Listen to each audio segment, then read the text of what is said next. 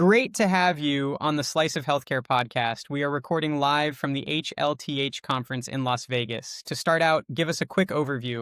My name is Yaw Fellin, and I serve as the Senior Vice President and General Manager for UpToDate's clinical decision support business. I've been in healthcare for 20 plus years at this point, really started working directly with hospitals and health systems, but the last 15 have been leading different businesses in the SaaS space, and now leading the clinical decision support portfolio for UpToDate and Wolters Kluwer. We feel like this is a very significant advancement for clinical decision support. For a lot of you that are familiar with how healthcare searches have worked in the past, they've looked and felt a lot like a Google search. You get a list of links, you scroll through those links, you find the answer that you're looking for. And now for the first time, we've been able to make that experience conversational. It's infused with the clinical intelligence of our expert authors and contributors. And that interface and structure makes it much more amenable for leveraging the content at the point of care, where you have to make decisions very quickly and effectively while you're treating patients.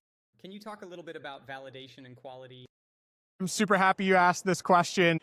Candidly, we don't feel like there's been enough emphasis on validation and quality and the right standards. And this is a leadership position that we're taking within the market. So it's not just about, can you leverage the technology to make the experience better, but how do you make sure that the answers are accurate, that you can trace them back to a corpus of evidence that is trusted and true, and that they're also infused with the right clinical intelligence, and that they don't erode the critical thinking and practice skills of clinicians. And so that's a big focus of how we're developing the product. It's a big focus of what we're publishing from a validation and public perspective.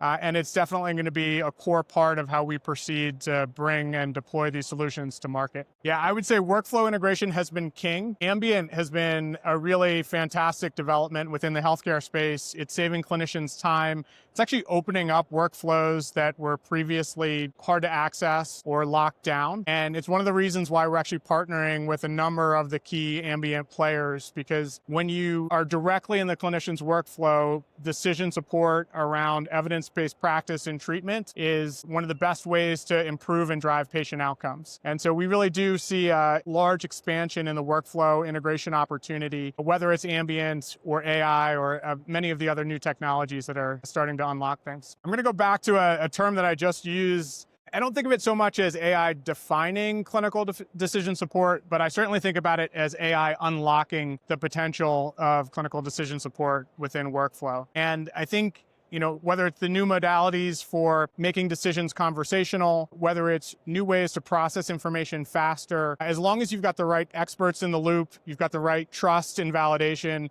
we feel like this significantly unlocks, workflow opportunities that historically have been very hard to access. How has it been for you this year at the event? And, what excites you about post, Yeah, this has been a tremendous year for us at Health. It's always exciting to be here, but in a year where we've got so much news in terms of our generative AI solution coming to market, there's probably been more energy and buzz than in the past. And what am I excited about coming out of Health? Probably two things. One, just a tremendous amount of opportunities here to partner.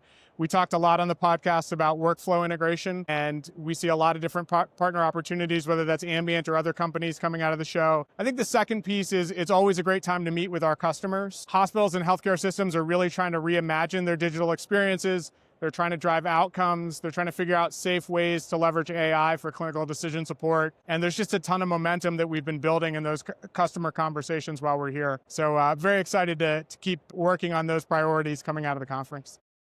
AI is on top of everybody's minds. It's probably the same this year as it was last year. I guess if I had to put one maybe new spin on it, I think the practical applications are getting much more real. And so what's exciting for me is that you're starting to see people leveraging AI into products in ways where it's having an impact. And for us, that's around driving outcomes. So some ways, a little bit of the same old story, AI, but now with a chance to actually demonstrate what it can do to drive results for customers.